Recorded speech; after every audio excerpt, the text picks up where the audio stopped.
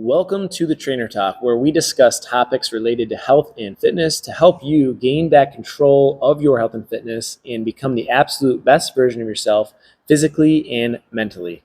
Enjoy. All right, today we're going to talk about the blue zones and kind of their top 5 healthy habits and how we can super easily basically adopt or start implementing some very simple habits without any real effort or sacrifice. Bethany made a post about this yesterday, and I thought it was a really, really cool read. Very simple, but also very beneficial. I think we might underestimate the benefits of these simple tasks. And it's kind of how we used to live our life anyways, but I think just with all the innovations and technology and advancements of society over the last 20, 30 years, that we just stopped living this way. And to be honest, the funny thing is like the reason we have to exercise and work out and eat healthier and stuff like that is because we no longer do physical labor and grow gardens, and we tried to speed up and move further along in life by having all this technology and be able to do more things faster and simpler and easier and have access to everything, like at the palm of our hand, but then at the sacrifice of our own health and wellness and happiness. So it's kind of funny that all the tools that we thought were advancing us and making us better and being able to do more with our lives are actually robbing us of a lot of the things that the joys and things that we had from life before. Like, if you do manual labor, that's exercise. And now we don't have that. We're all sedentary. So we have to go to the gym and actually exercise and work out. So that's just one example. Bethany, if you want to kick us off with, the first, maybe we can go over all 5 and then we can kind of break each one down after that, and then give the audience some tips on how they can start kind of implementing some of these super simple habits today. Yeah. So just like an overview for like what blue zones are, if you didn't read super hard into the post, it's just zones that have very high ages of people for demographics. So there's lots of people that are in their 90s and 100s that are still living and doing well, like living on their own and being able to walk to church uphill and do all these things that squat below parallel. Someone didn't believe me this morning when I said I was having them do below parallel squat holds, and they were like, "Oh man, I'm getting old. It's easier when you're younger." And I was like, "There's a 100-year-old guy that can do it." And she's like, "No, there's no way." But there's a guy in Okinawa, Japan. I was watching the documentary, which spurred this idea, and he's over there. He's sitting. I'm not even as flexible as this guy. He's putting the legs up on each other and he's lifting himself off the ground, and he's like, what we lose when we get old is the ability to move fast and the muscles. And so he said keeping that going, he's 100 and he's still able to do all these different crazy things. Yep. And yeah, it just comes down to very simple habits that they do on a daily basis, and they've woven it into their culture and their society. So there's 4 main pillars, and then it kind of branches off from that. So it's movement, just moving naturally, and then eating wisely. So not just what you eat, but how you eat, and then having the right outlook on life, having a purpose, and then connecting. So having a community, having loved ones, feeling that sense of belonging and having someone other than you to care for, that cares for you. Those are the big 4.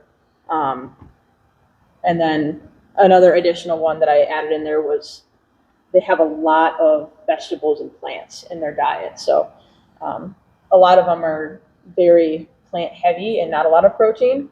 Not to say that there's anything wrong with protein. It's just that they make plants and eating fresh foods a very staple and priority in their diet. Lots of gardens, lots of fresh markets and stuff like that.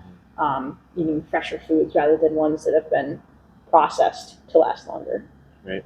Yeah, it's interesting that 100 years ago these things were just part of our lives, just like it is still there. And as we've had this new technology come out, like you said, It's just unconsciously been kind of separated from us, and things become too easy almost. We're able to sit on our couch and watch TV all day, or do things from our phone, where these people in Okinawa and these other zones are still just unconsciously doing these activities, throughout the day, whether it's gardening and they know it's good for them, right? And they just have these habits that have been in their culture for so long, and it's interesting that we're so easily, separated from those same habits. Yeah, and they basically just never adopted. They never followed suit with the rest of the world, like Yeah. adopting all the new innovations, everything. They just kind of live how they've always lived. And Mhm. kind of like what you asked me earlier, it's like, why do you think our society is like that, like compared to all these blue zones? And I think it's just because we're constantly always chasing after the new, latest, greatest, best thing instead of focusing on what's really best for us as humans and for our livelihood, right? Yeah. And now we're starting to realize that, oh wow, like these things were really actually beneficial and important. So how can we kind of combine it to create balance where, okay, we still have technology and we can still do those things, but we need to take care of ourselves and make sure that our health is a priority, as well as like our careers and all those types of things. Yeah. So I love that, like, the tips that you put in there are just extremely, simple things, like moving naturally to live longer. So like blue zoners, they just weave activity into their daily life. So like if they have to garden, guess what they're doing? They're squatting down, gardening, walking around, they're technically deadlifting up things, probably maybe they have a wheelbarrow, they're shoveling, like they're doing activity. They're literally working out as they're growing the food that they eat. Yeah. So it's like a double whammy. They're outside, they're getting vitamin D from the sun, so like they're getting fresh air. That's another really, really positive benefit to us as far as stress relief and just mindset, things like that. So like, it's funny because we got people, and obviously in the winter it's different, but like there's people in the summer that will drive their car from their house here to walk on the treadmill. And it's like, just go outside and enjoy nature, walk down the dirt roads, and I'm not saying I don't want more members here or anything, but like if it's nice out, summertime, we got kids that come in here and shoot hoops during the summer. I'm like, dude, there's a park right there. Go outside, get some fresh air, shoot hoops. It's full court. It's 70 degrees outside. Like, why are you coming in here, shooting hoops at 10 o'clock at night? So it's just like, take advantage of these little simple things. And how many people will literally drive through the parking lot at Walmart until they find the closest spot to the door. And then they're also the type of person that is complaining that they're overweight or their knees hurt, or maybe they need to go to the gym and exercise. It's like one of the things is like, quit using the elevator, park further away. That's a super simple thing that you can do to get some extra activity, and you have no idea the benefit of it long term. You do that for a year, you get thousands and thousands of extra steps in. You're probably going to lose weight. You're going to feel better. So simple things like that, like walking outside, parking further away. That's like one of the super simple things of moving naturally, just kind of getting more movement in general. Yeah. So one of my favorite things that we talked about when you first brought up the documentary was that how they grow their own food, and they're picking that food and eating it the same day. Right? They're not going to the grocery store and stocking up on food for the next 2 weeks. They're growing it and eating it as it grows. So it's constantly like a cycle going back and forth. And they're cooking it in their home, and when they're cooking it, that food means a lot more to them. And which you mentioned, you could probably go further into how they do that. Yeah, they especially with the specific example is from like Sardinia and Italy.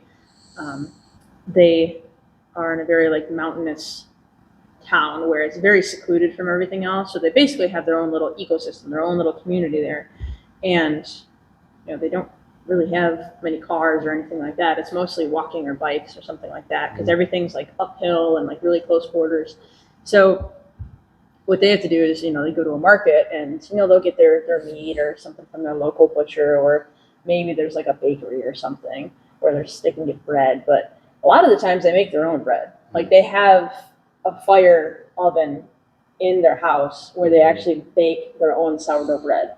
And like they make it from scratch with their hands, and then they put it in the oven. Whereas, for us, we tend to, we go to the store and we buy bread that you can leave it on a shelf for months and it doesn't go bad because it has so many preservatives, which it's good for people who don't have super quick access to food, but at what toll for our health? Right. That's the thing. You know what I was surprised about was how many carbs they eat. Yes. Like people are so demonizing of carbs, but these people that are living to 100 years old and up are eating, majority of their diet is actually carbs. Yeah. But you have to think about the source of that. Yeah, too. exactly. They, like, let's say the recommended daily average for calories, according to like the US, is like 2,000 calories a day. And they were eating on average like 1,800 calories, and 65% of those calories was coming from carbohydrates. Mm-hmm. So they eat plenty of carbs. Mm-hmm. They have some meats and proteins, enough to get like their recommended daily amount, because there's a difference between what you need to like not have deficiencies, which is your RDA serving of protein, which is like 60 grams of protein. And then there's, the ones for building muscle and getting stronger and everything like that. But you don't have to eat that huge amount of protein that we eat on a daily basis for our, activities and our goals to be healthy and to live long term. And then they make up the rest with their fats, like very healthy fats, like olive oil, nuts. I was gonna say nuts and seeds is probably a pretty big staple in there. Nuts and seeds, even like fattier fish, different things like that. It's just very, very natural. Like they don't have huge refrigerators. They don't have huge freezers where they keep things. They do a lot more of like canning and stuff like that for preservation, and actually preserves the quality a little more. But then back on the moving naturally, one thing that they all kind of have incorporated into their lifestyles is they have access to some equipment, but not a lot. Like in Singapore, we were talking, they have little like activity zones, gyms where they have pull-up bars like in a park, or like dip bars and stuff like that. So more of like body weight type stuff. Mm-hmm. And then there's really not many gyms in these areas. Like in Greece, there wasn't really any gyms. They weren't going to work out every day. The only place that kind of had a structured exercise area was in Loma Linda of California. So there is one in the U.S. We have hope. In Loma Linda, California, they have the Seventh-day Adventist church, like the first one, and they are actually vegetarian as part of their religion, and then keeping their body healthy and moving is also part of the religion as well. So having that belief of like not eating meat, eating very healthy, having exercise and keeping your body fit is part of what they believe will get them to heaven. That's part of their belief system. Okay. And so they have much healthier shops where they have a lot more like plant-based foods. And they have a lot of recreational areas. Like there's a pickleball courts, and there's swimming, water aerobic classes. And then they have parks where there's different classes going on and activities. So it's all in groups settings. It's not like put your headphones on and go to the gym. It's all group exercise, if they do have structured exercise, and like walking groups and different things like that. So I thought that was kind of interesting because it plays into your social bonds too. Yep. Which is, we might as well go into that next if you want. Like, I think that's one of the most powerful things is just having a community where you're bonding and you have around like-minded people with similar goals and interests in life. They say you're the sum of the 5 people you spend the most time with. So if you're surrounding yourself with people that are living a super unhealthy lifestyle, don't have big goals and dreams, you're going to go kind of down with them or adopt whatever habits they have. So, and that's where I think like our community that we've built here is so powerful, and everybody raises each other up. They adopt healthier habits outside of the gym because there's such a strong bond with the people that they have in the gym.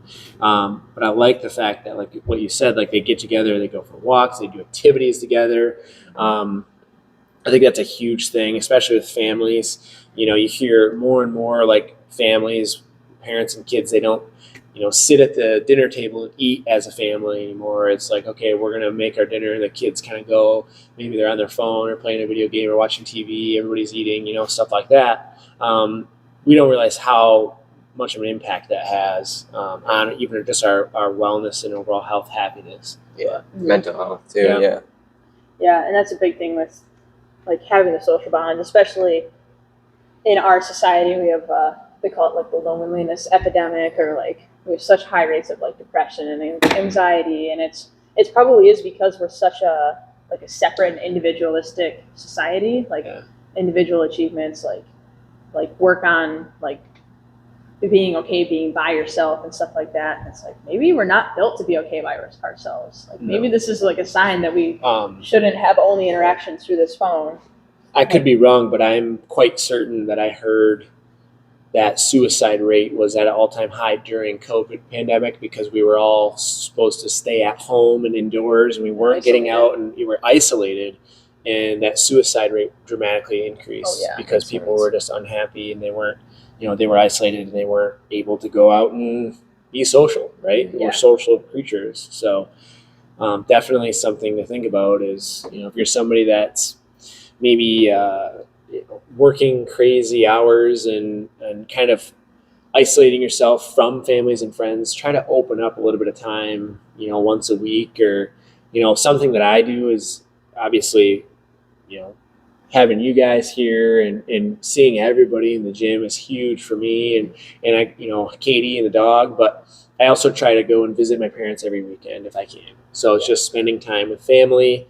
I love getting together with my brothers every chance I can get. So try to plan those activities in moments. I think it goes a really, really long way. Yeah.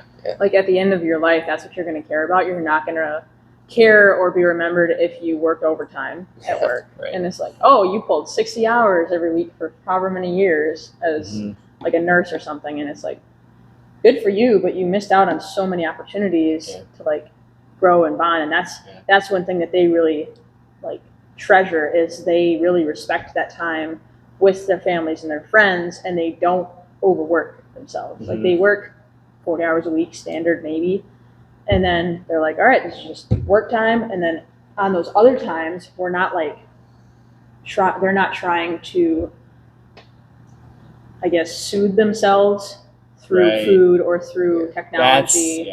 They're going out and they're dancing with friends. They're going to happy hour. Wine is a part of it. It's on there. It says wine, but their wine is like they made it themselves. Yeah. Wine, not wine from the store. And it's like that connection, that community is a big part of it. And I think that like it made me think, okay, the time that I'm spending, like what do I want to be spending my time on that I'm actually gonna have matter. Like if I'm sitting there and I'm watching a TV show, it's like if you spend an hour doing it, it's fine, it adds to your life, but anything beyond that, there's like it starts to take away from it, because there's other things that you could be doing. You could be hanging out with friends, you could call a family member, like you don't even have to leave your house technically, but even a phone call is better than nothing, because then you don't feel like as isolated. You're still connecting rather than like FaceTime. FaceTime's great because you could be 1,000 miles away and still be able to connect with the people that you care about. Yep. My dad FaceTimes his dad every single Friday night for about an hour or two. Yeah. That's cool. Yeah. Yeah. Have you guys heard of the book Tribe? Yeah. I think I read it. I think it's by Sebastian Young or something like that. So I think his first name's Sebastian. But the community and the social part of the Blue Zones reminded me of that book, because it talks so much about how humans are made and meant to be in these tribes and be a part of this group of like-minded people, and strive together, because together you're healthier when you're part of a group like that. You're more connected. You're part of these people. Like when you think about going back, everybody had different ways to contribute to each other. So you're not working for yourself individually. You're working for your tribe, right? Yep. And so that's kind of like us at this gym. we're helping out each other in plenty of different ways all the time. So yeah, I got to read that though. I haven't read it. I just heard about it on a podcast. Yeah, but I have to read that. It was recommended when we signed up for the level method because was it really? They talked about the power of community, and then powerful moments was the other one. Okay. Yeah, because that's such a huge aspect of like a gym, for example. If you're going to be like, that's why CrossFit blew up so much, is because if you think about it, CrossFit's just a big tribe of people that want to live a healthier, happier lifestyle through taking care of themselves, and they all kind of grow a bond by suffering together. Basically is what it came down to.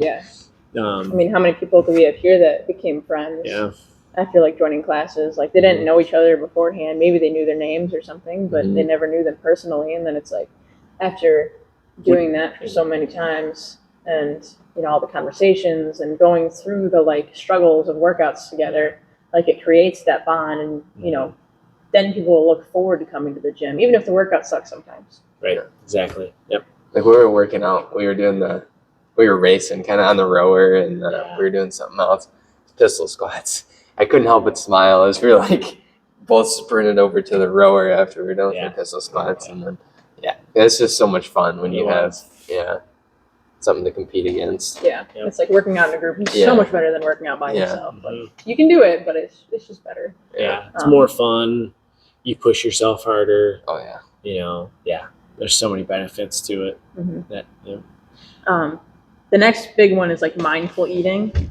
So like more about how you eat rather than what you eat. Like we said, like they eat a lot of carbs, and in America, carbs are like the devil right now. Or fats or whatever you want to make it. And it's something different every year. And it's definitely not sedentary lifestyles and technology and overeating. But anywho, their big thing is slowing down, eating with other people, savoring each bite, and then stopping when like you're satisfied. So in Okinawa, they have a saying. It's like 3 words. I don't remember. There's a bunch of H's. And it means 8 out of 10 in Japanese. And so they remind themselves, they say that before every meal. It's like a little mantra to remind themselves to eat to 80% fullness. And I mean, they have one of the lowest obesity rates in the world, so that must work. And that's just part of their culture. It's part of their culture. Saying that. And then for like Christians, it's saying grace before a meal. You're taking that time to be grateful for your meal. And then, you have it, or you like say grace either by yourself or with someone else, like as a group. So it's also like that group communal meal. And then it allows you to be more present because you've like taken that time to kind of meditate on it or take a break to like de-stress and get into like, okay, we're here to enjoy the meal that's presented. We're thankful for it, that we actually have food, rather than just like scarfing food down. Means a lot more. And then last one, the purpose-driven living. So I think this is really important because I think this is probably a big reason why people just wake up and hit snooze 4 times, is because they don't wake up having that purpose. Like you want something to wake up and kind of get excited about. And this literally can, like you put in your post, like add years to your life. So, for me, like I just talked about my goals and my purpose with you guys before we started this, and I set like 10-year goals, 5 years, and then next year. The purpose is to educate like people listening to this, educate people about health and fitness. I want to see people living a healthier and happier lifestyle in the Thumb of Michigan, because it's never been really brought to this area before. There's not an abundance of gyms. There's not an abundance of nutritionists and coaches or anything like that. So that's what my mission is and why you guys are here. And so I wake up with like purpose to strive toward helping more people every single day or every single week, every single year. And like I told you guys, I want to serve within my gyms over 1,000 people every year. Whether that's personal training, large group training, or just having access to the gym to take care of yourself, plus information and just, possibly way more than that through our free group, this group, Thumb Strong. My goal is to get thousands of people into this group over the years to provide free information and teach people more about how they can live a healthier lifestyle. So that's like, it's easier for me to wake up at 4 a.m. than it is for some people to wake up at 7, just because I'm coming right in here to help 15 people start their day on a positive note and get a great workout in.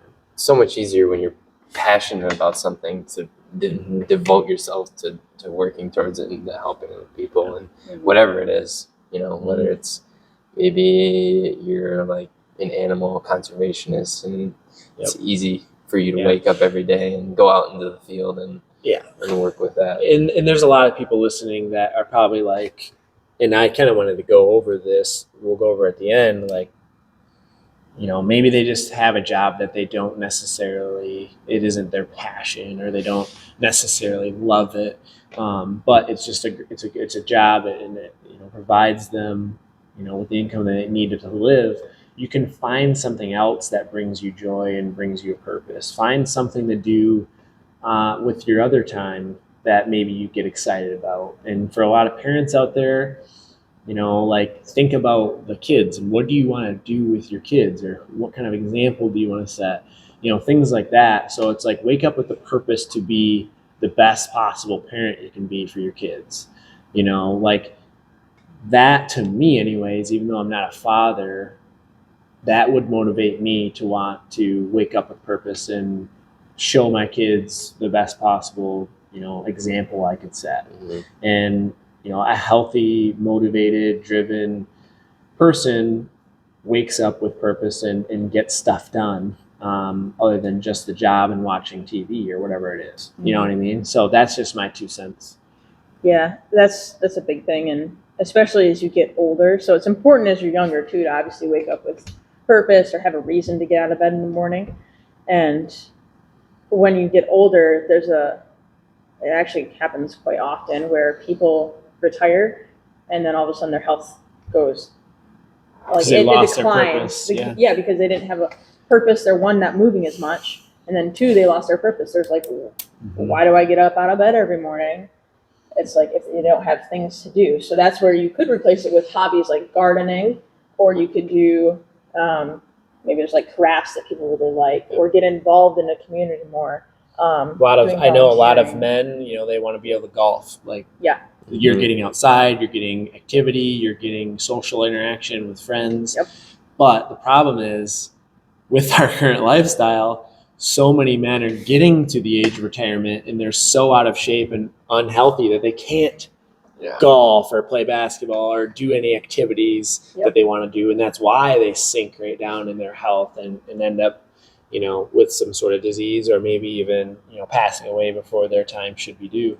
So this is why it's important to, if you're a 30-year-old, a 20-year-old, a 45, 50, whatever it is, start taking care of yourself now so that you can enjoy, your life for as long as possible, right? Yeah. And I mean, a tip for that could be just write down one thing you want to get done that day. So that way you have a purpose. Like Sundays, I wake up, and I usually don't wake up till whenever I feel like it. And if I don't have anything like actually going on that day, I don't have a reason to get up and out of bed. So if I make myself a list of like, okay, I want to get these things done today, and then like just relax and, decompress the rest of the day, do whatever I want.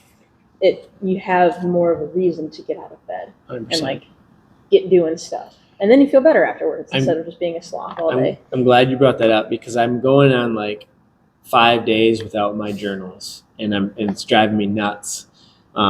These guys know, like, I have a quarterly planner, and I plan out my day the night before. I make notes, everything's kind of scheduled.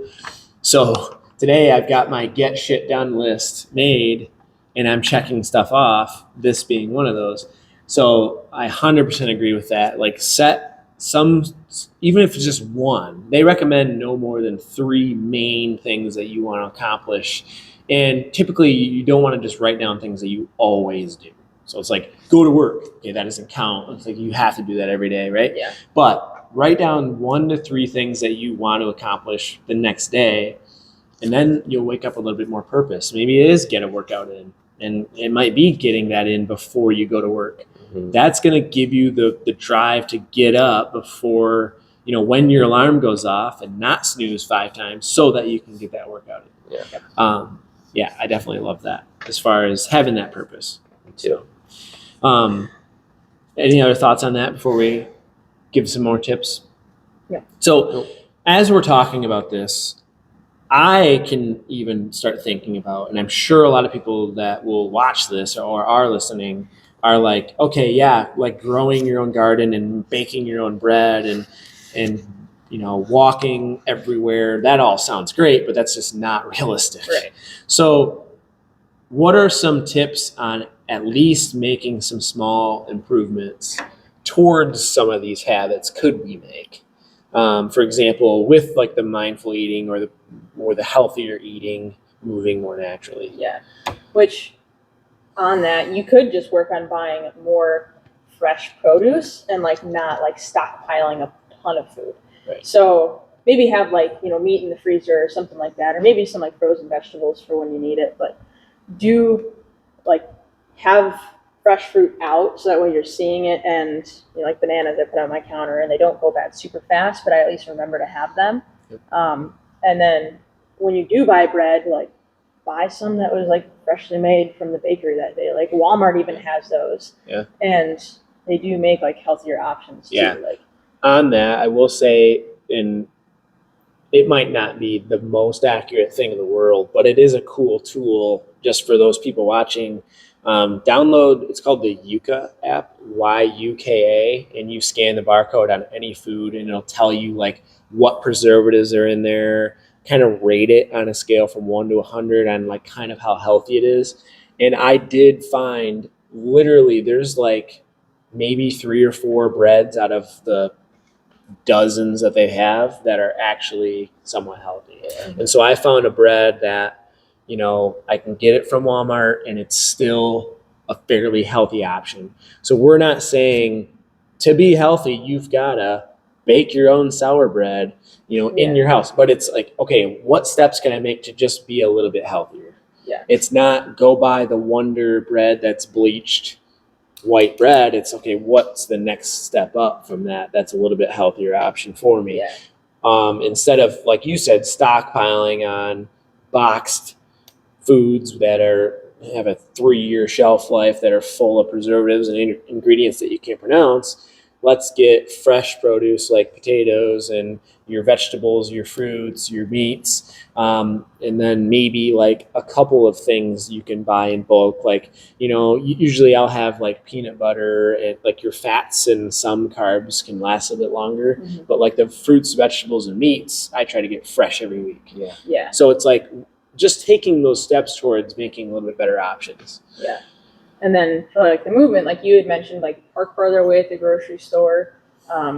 You could just like, even if you don't have a gym membership, even at home, just like do more things like, I don't know, clean your house more. Like, Well, little things like that. That's something that kind of hit me pretty hard is like people stress about, I gotta clean the house later. Shift your mindset and be like, okay, I got to clean my house, but A, my house is going to be clean. I'm going to feel super good when I'm done.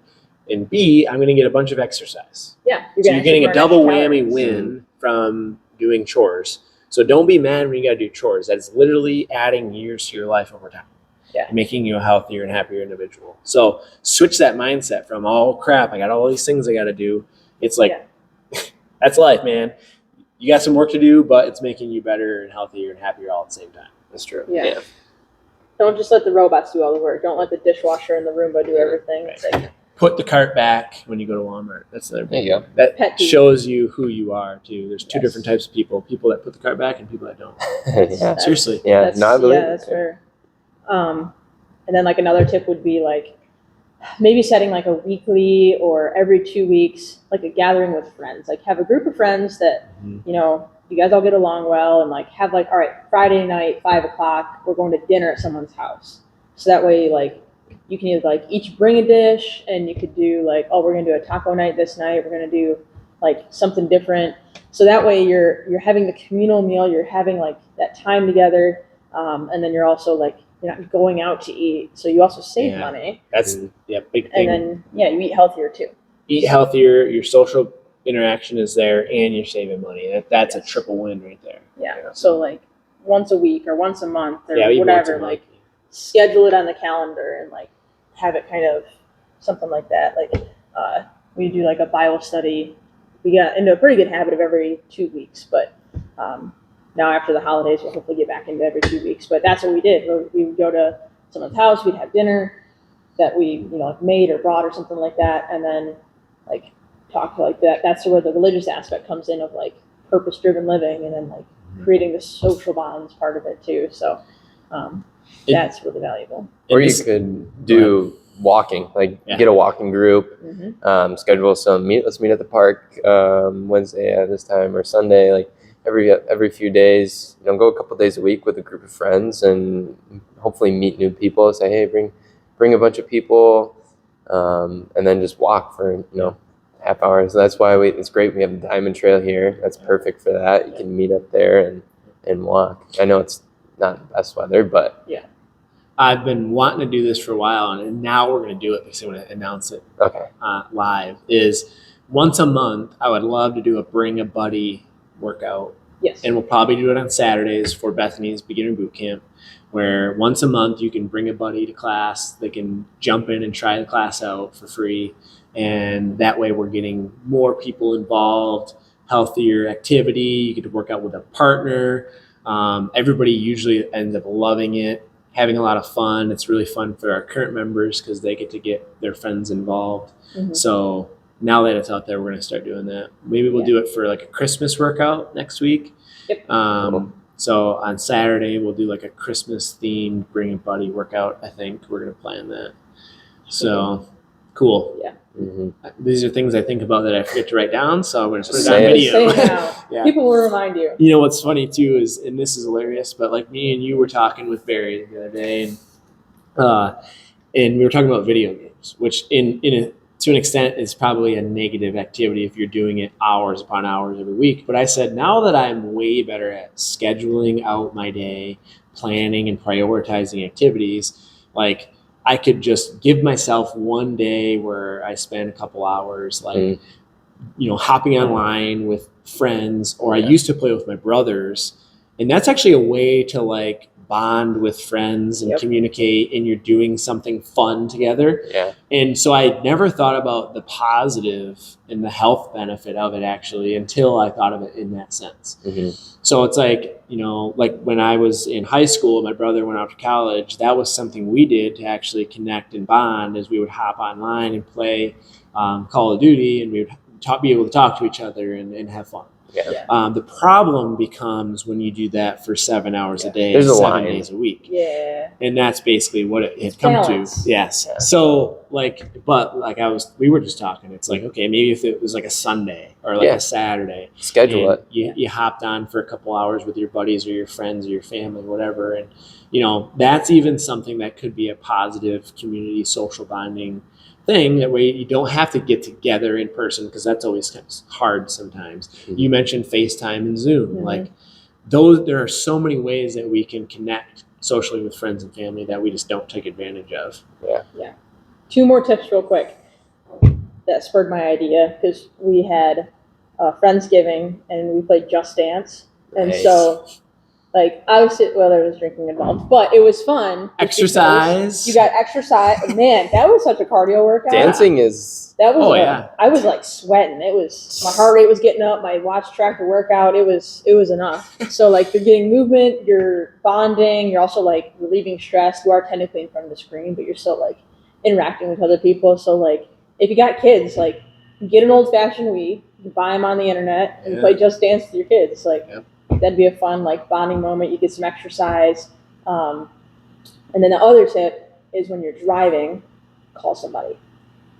And like maybe someone you haven't talked to in a while. And it's like you're driving. It's like, what are you going to do? Listen to music. You could listen to a podcast or whatever. But like if you want to like think of it as like depositing into that relationship. Like the more you like save or like deposit into it, the stronger it becomes. Just like your wealth grows when you deposit into your savings account. your relationship grows when you deposit into it. So like, give someone a call. That reminds me, one last tip. If you don't write it down, just think about 1, 2, or 3 things that you're grateful for every morning before you start your day. So there is a really cool app. I think it's called like the 5-Minute Journal that I use. And immediately it's got a daily quote that's usually some sort of like motivational or inspirational quote.